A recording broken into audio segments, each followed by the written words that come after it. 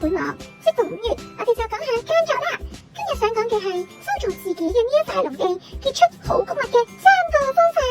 第一，田地嘅質素要好。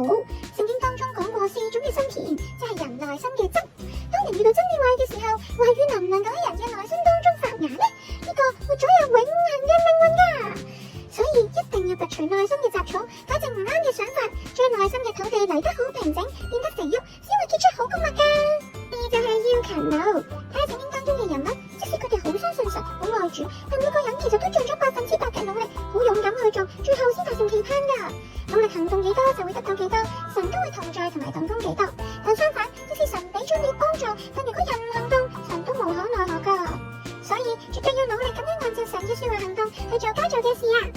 最後就係時機啦。聖經傳道書3章1至2節講到，凡事都有定期，天下萬物都有定時，栽種有時，拔出所栽種的也有時，適時咁耕作先會有收穫噶。所謂春耕夏耘秋收冬藏，四者不失時，故五穀不絕。呢句說話都強調咗時機嘅重要性。我之所以係金谷，係因為我把握時機，跟隨主成長啦。主已經撒下咗福音嘅種子，剩低就係我哋嘅責任啦。我哋都要喺呢個時機擁有一套般嘅心田，藉由主嘅真理話語，長出更加多嘅愛啦、善啦同埋義啦，成為黃金一般嘅穀物，俾主收割。